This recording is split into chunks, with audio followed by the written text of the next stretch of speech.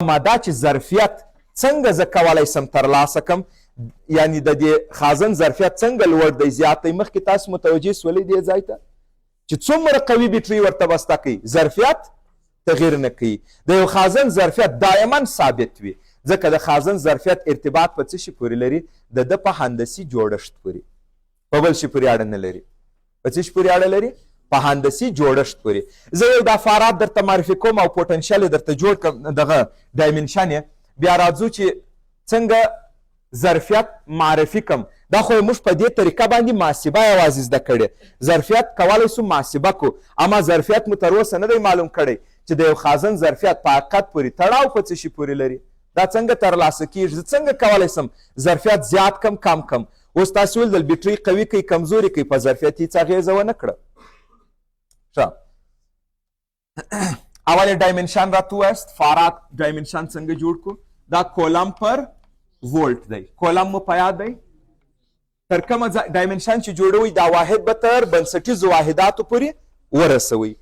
امپیر ثانیه، کولم څه؟ امپیر ثانیه. وولټ، ژول پر کولم، ژول پر کولم. دا اوس مساوي رالی په دغه کولم صورت ته رالی، او دا هم امپیر ثانیه دی. په صورت کې څه جوړ سو؟ امپیر مربع ثانیه مربع. او ژول نیوټن ضربي متر، نیوټن هم څه؟ کیلوګرام متر پر ثانیه مربع ضربي متر. دا مساوي رالی په امپیر مربع، دغه ثانیه مربع صورت کې ضرب سو، څه رالی؟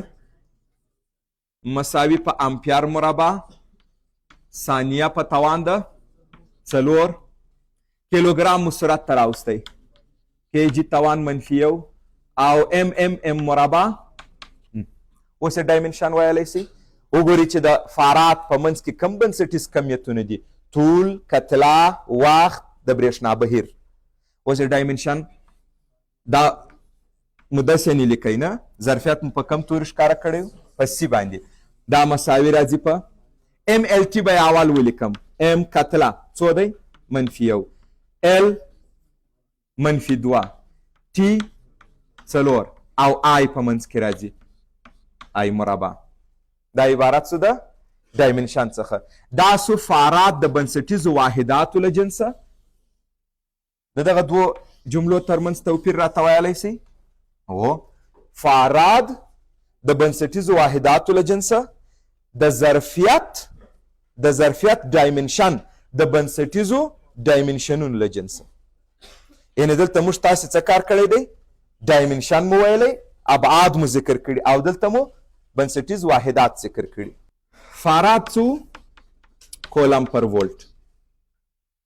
یو فاراد ظرفیت، تاسو په نظر یو فاراد ظرفیت به څومره ظرفیت وي؟ زیات وي که به کم وي؟ دا ډیر لوی ظرفیت دی، اما په نړیوال سیستم کې یو رواج دی چې کله تاسې نوي واحدات جوړوئ په فورمول کې به اوس ګورئ ظرفیت ما د پخوانیو د نوي د کمیتونو له جنسه درته معرفي کوي. هر کله چې واحد جوړوئ طریقه څنګه ده؟ دا ټول یو که چې د ده یو جوړ سي، طریقه ده. متوجه سولي؟ واحد څنګه جوړیږي؟ د هر شي له جنسه چې د معرفي کوي هغه کمیتونه ټول یو یې چې د ده یو جوړ سي. اوس زه غواړم د ظرفیت دپاره یونټ جوړ کړم، واحد. دا یو که دا یو که، نو یو کولم یو وولټ، د ده جوړ سو یو والا، هغه ته مو نوم ورکوئ فاراد.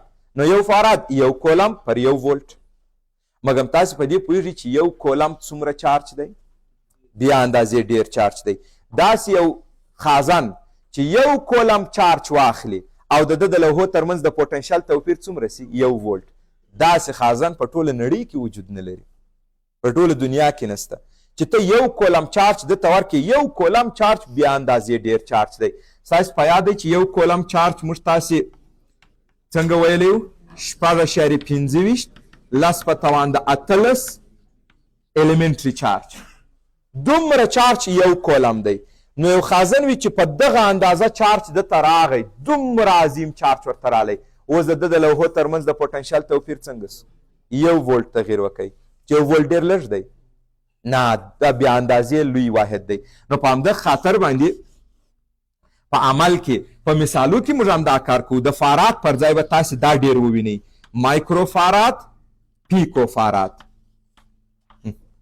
دا ډیر راځي دا مختاړي ستاسو په یادو دي 10⁻⁻6 10⁻⁻12 په عملي کې دا ډیر زیات کاریږي نانو فاراد د تیوري د لحاظ څه ستونزه نه لري 10⁻⁻9 اما په عملي لحاظ کې هغه دومره استعمال نه لري نو موږ به په مثالو کې مایکرو فاراد ډیر ووینو ځینې ځایو کې کیدای شي پیکو فاراد لفظ وکارو ما تاسو ته وویله چې د خازن ظرفیت د هغه په هندسي جوړښت پورې تړاو لري مختلف شکلونه لرلی شي دا چې ما درته رسم کړی دا د موازي لوحو خازن دې ته ویل کېږي د موازي لوحو کیدای شي خازنونه څنګه شکل ولري استوانه کیدای شي څنګه شکل ولري کروي دا تر ټولو ساده والا دا شکل دی او دا ډېر استعمال هم لري په همدغه شکل باندې دا استعمالیږي اوس تاسو داسې تصور وکئ چې یو خازن ولرو او هغه څومره لوی وي یو خیالي تصور ورته وکئ یو خازن ولرو هغه د ځمکې په اندازه وي دومره لوی وي څومره خازن وي د ځمکې په اندازه ته چې ځمکې ته چارج ورکوې د ده پوټنشل څومره تغیر کوي ځمکه په خبر هم نه وي دومره لویه ده چې څومره چارجونه تاسو ځمکې ته ورکوي په پوټنشل یې اغېزه کوي د ځمکې پوټنشل دایما څه وي 0 اوس که دومره یو خازن ولرو چې د ځمکې په اندازه غټ وي پوهېږئ د هغه به ظرفیت څومره راسي 1 ملي فاراد اوس تاسو د فاراد د غټوالي تصور وکړئ د ځمکې په اندازه ظرفیت د ځمکې په اندازه غټ خازن وي د ځمکې د کرې په اندازه نو د هغه به ظرفیت څو وي 1 ملي فاراد یعنې د فاراد زرمه نو خود فاراد څنګه سو بیا اندازې لوی واحد سو اما موږ خو مجبور یو چې همداسې باید جوړ کړی وای ځکه کله چې موږ واحدات جوړو دا نور ټول کمیتونه څنګه کوو یو یږدو تر څو چې د دې نوي کمیت یو جوړ سي یعنې واحد یې جوړ سي صحیح خبره ده نو دا واحدات بیا موږ تاسې ډېر زیات کارو چې یو یې څو دی یو یې دی 10⁻⁻6 فاراد او بل یې دی 10⁻⁻12 فاراد دا بیا موږ تاسې ډېر زیات کارو